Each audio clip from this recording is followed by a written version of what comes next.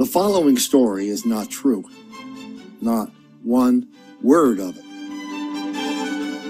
It's a story about white on black racism inside the police department in Bridgeport, Connecticut, and how white cops were subjecting black cops to all sorts of racism, including notes, racist notes, talking about the KKK and white supremacy that were found in police mailboxes. Local and national media swallowed it hook, line, and sinker, including the New York Daily News, the Washington Post, and of course, the local media.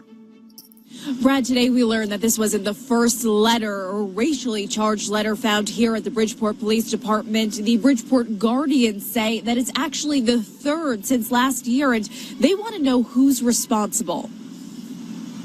It's an act of racism that the city of Bridgeport says will not be tolerated in its police department. These letters reading white power were reportedly left in the mailboxes of white officers at the Bridgeport Police Department. These letters are abhorrent and they're intolerable, especially in 2015 in a urban police department. Tom Busey is the attorney for the Bridgeport Guardians, a group that represents minority police officers. The group says these letters are creating a hostile work environment for black officers. When this letter came about, which everybody probably know about, the letter had said white power, these black officers belong in the toilet. Something like this coming through the police department, it just shouldn't never happen. Now the Bridgeport Guardians are demanding action. They say they're working with Bridgeport Police Chief Joe Gaudette to see who is responsible. They believe it's an inside job. We will support Chief Gaudette and find out who this person is or individuals, and we would love to see them out of the police department. The city says the state police are also looking into the incident, and if someone is found guilty of wrongdoing, swift, immediate action will be taken. It's the few who spew this hateful language that must be isolated because they have no place in a police organization.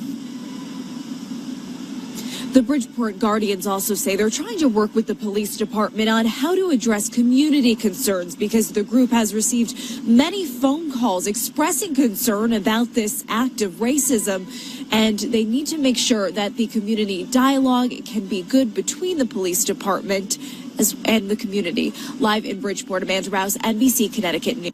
We now know this guy wrote it. Back in February, he was still a cop in Bridgeport. So he goes to work one day, finds this note in his box, takes it to the bosses and said, wow, we have a hostile work environment here. That, of course, is a buzzword that you need in order to file a lawsuit and get paid. Anyway, it turns out he wrote the note on the job using Bridgeport computers, and he did it all on video. So he got popped on video. When they showed him the evidence, he kind of confessed, and he said the only reason he did it is because the head of the Guardians, the Black Police Officers Union in Bridgeport, they have chapters all over the country, the Guardians, told him to do it. This guy. These hoaxes are starting to pile up, aren't they? It's interesting what we can learn from them. We can learn how the local media uncritically accepts everything they hear if it involves white racism on black people, which everybody knows happens all the time, is everywhere, and explains everything. That is the greatest lie of our generation. And this is just another example of how the local and national press standing by to spread it at every opportunity. We document a lot of these hoaxes and don't make the black kids angry.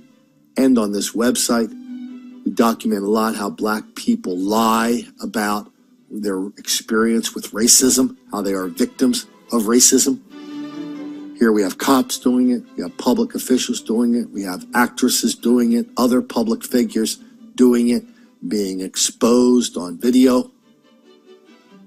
That's why I want you to share, like these videos, subscribe to this channel. Get a copy of Don't Make the Black Kids Angry, read it, share that.